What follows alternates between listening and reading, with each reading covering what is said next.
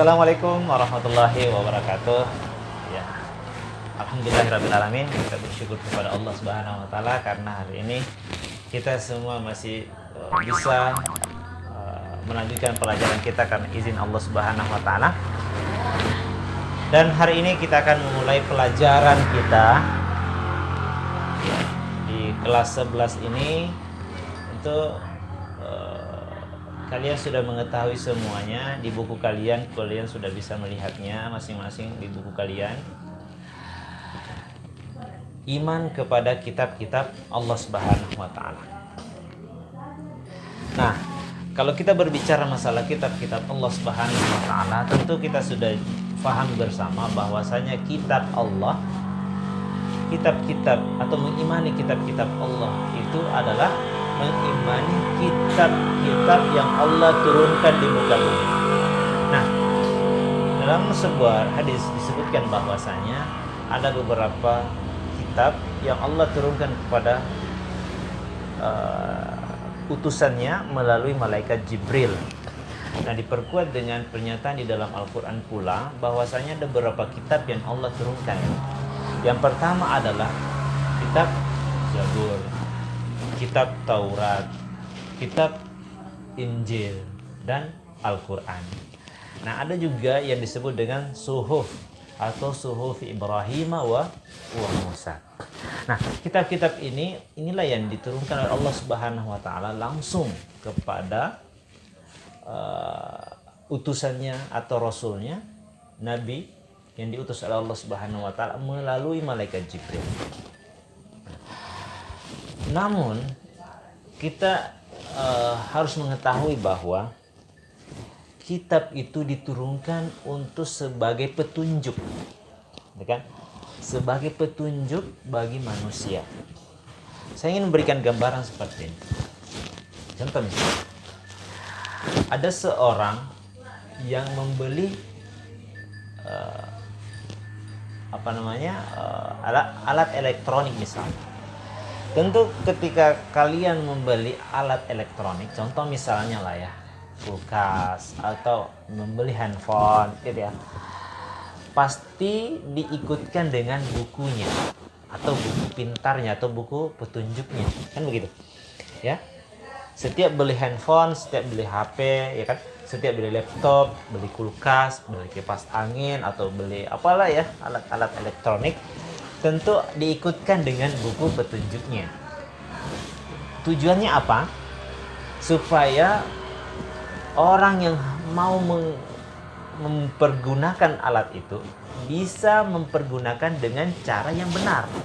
Ya, menggunakan dengan cara yang benar. Contoh misalnya, kan beli kulkas gitu, kan begini. Beli kulkas disertakan dengan buku petunjuknya. Apa-apa yang mesti dilakukan supaya perawatannya itu baik, supaya awet, kan begitu. Dirawatnya bagaimana? Kan di bukunya kan ada tuh tulis semuanya. Ya. Tapi kalau bukunya itu kemudian habis dibeli, disimpan, tidak pernah dilihat, tidak pernah dibaca-baca dan dipergunakan dengan sembarangan, akan cepat rusak. Kan begitu. Sama halnya kalau kita beli motor misalnya. Ya, beli motor diikutkan dengan buku petunjuknya, kan begitu ya. Bagaimana, kapan ganti oli, berapa kilometer baru ganti oli, ke servisnya kapan, kan begitu. Di bukunya semuanya ada petunjuknya.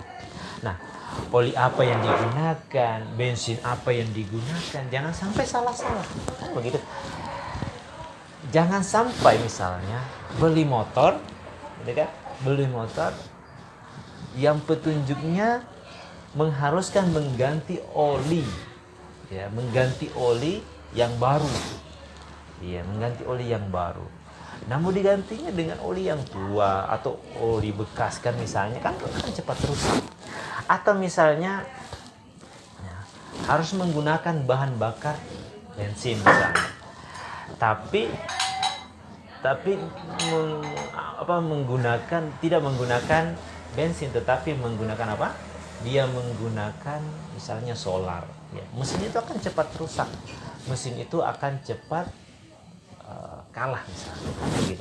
Makanya kita harus mengetahui petunjuknya, kita harus mengetahui cara kerjanya supaya dalam menggunakannya tidak keliru. Nah, adik-adikku sekalian yang saya cintai, insya Allah karena Allah Subhanahu Wa Taala. Nah, kita kembali bahwa Allah Subhanahu Wa Taala menurunkan kitab itu sebagai petunjuk. Maka kita sebagai manusia harus mengambilnya sebagai petunjuk atau pedoman. Ya, pedoman kan begitu. Ya. Bukankah juga Allah Subhanahu Wa Taala sudah mengingatkan kepada kita, sudah mengingatkan kepada kita supaya kita mengambil Al-Quran itu sebagai pedoman. Ada juga hadis dari Al-Hakim rahimahullah meriwayatkan hadis bahwasanya Rasulullah Shallallahu Alaihi Wasallam bersabda, "Taraktu fikum amrain, ma in tamassaktum bihima lan tadillu abada kitaballah wa sunnat Rasul." Rasulullah Shallallahu Alaihi Wasallam bersabda bahwasanya taraktu fikum amrain, aku telah tinggalkan kepadamu dua warisan. Ya, taraktu fikum amrain ma in tamassaktum bihima, kalau kamu berpegang teguh kepada keduanya, lan tadillu abada, kamu tidak akan tersesat selama-lamanya. Kitab Allah, apa itu? Kitab Allah wa sunnat Rasul, kitab Allah dan sunnah Rasulullah sallallahu alaihi wasallam. Jadi kalau kita berpegang teguh kepada keduanya, insya Allah kita akan selamat ya, di dunia ya, begitupun di akhirat. Ada dekat sekalian yang saya cintai insya Allah karena Allah. Oleh karena itu selalu saya ingatkan ya, selalu saya ingatkan di banyak kesempatan, selalu saya ingatkan supaya coba kita berusaha banyak berkenalan dengan Al-Quran, banyak berkenalan dengan Al-Quran, supaya ketika kita kenal Al-Quran, kita akan terbiasa untuk melihatnya, kita akan senang melihatnya, kita akan senang membukanya, dan insya Allah kita pun akan senang membacanya. Nah, setelah kita membacanya, akan tergerak hati kita, suatu saat akan tergerak hati kita untuk mempelajari Al-Quran. Nah, semua apa yang kita usahakan tadi, itu mulai dari membuka Al-Quran, mempelajari Al-Quran, itu semuanya dinilai pahala oleh Allah Subhanahu Wa Taala. Dan tentu banyak hadis yang menjelaskan tentang itu, bahwasanya ketika kita mempelajari Al-Quran ada keutamaan yang Allah berikan kepada kita.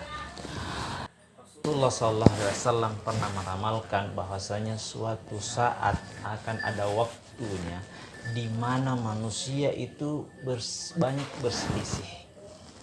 Maka diriwayatkan dari Huzaifah bertanya kepada Rasulullah SAW bahwasanya, apa yang kami harus lakukan wahai Rasulullah ketika betul itu terjadi? Maka Rasulullah SAW mengatakan bahwasanya, kembalilah kamu kepada Al-Quran, kembalilah kamu kepada Al-Quran. Huzaifah mengulang pertanyaan itu sampai 3 kali, dan jawaban Rasulullah pun sama, kembali kepada Al-Quran. Kita tahu bahwasanya ya, apa yang Rasulullah SAW ucapkan itu memang akan terjadi. Nah, ketika itu kita juga harus melakukan apa yang diperintahkan Rasul, kembali kepada Al-Quran. Nah, ada sekalian yang saya cintai, ada 3 peristiwa, ada 3 contoh kasus yang saya akan tuliskan setelah video ini. Saya harapkan supaya kamu membacanya baik-baik, ya, memahaminya baik-baik, kemudian memberikan tanggapan. Ya, jadi saya akan meminta kepada kalian semuanya supaya memberikan tanggapan ketiga peristiwa yang insya Allah saya akan minta tampilkan setelah video ini. Nah, boleh ditulis di kolom komentar atau langsung di WhatsApp pribadi saya. Nah, saya akan melihat ya, sekian dulu apa yang kita pelajari hari ini. ya mengenal kitab-kitab Allah Subhanahu wa taala. Namun selanjutnya kita akan pelajari lebih lanjut. Namun ini hanya sekedar membuka relung hati kita, supaya apa yang menjadi pelajaran kita ke depannya itu bisa kita mempunyai gambaran. Nah, sekian dulu pelajaran kita hari ini, atau sekian dulu video kali ini. Mudah-mudahan bermanfaat bagi kita semua, dan setiap kali kita akan menyelesaikan pelajaran kita membaca doa kafaratul majelis. Subhanakallahumma wa bihamdik asyhadu an la ilaha illa anta astaghfiruka wa atubu ilaik. Wassalamualaikum warahmatullahi wabarakatuh. Yang pertama, pada bulan suci Ramadan hampir seluruh masjid melantunkan suara Al-Quran, tidak terkecuali rumah-rumah. Sungguh pengalaman yang menakjubkan. Akan tetapi setelah selesai Ramadan, selesai pula aktivitas tersebut. Padahal Rasulullah menegaskan bahwa sebaik-baik kalian adalah yang belajar Al-Quran dan mengamalkannya. Berilah tanggapan hal tersebut. Yang kedua, dalam kehidupan kita masih banyak merasakan permasalahan yang sulit diatasi. Banyak penyakit timbul seolah-olah tanpa diketahui cara pengobatannya. Bencana yang terjadi tidak disangka-sangka, tawuran antar warga atau pelajar, dan sebagainya. Itu semua merupakan dampak karena meninggalkan Al-Quran. Mengapa hal itu terjadi? Yang ketiga, perlu diketahui bahwa membaca dan mempelajari Al-Quran dapat meminimalisir kegelisahan hati, bahkan gangguan jiwa yang erat kaitannya dengan jasmani.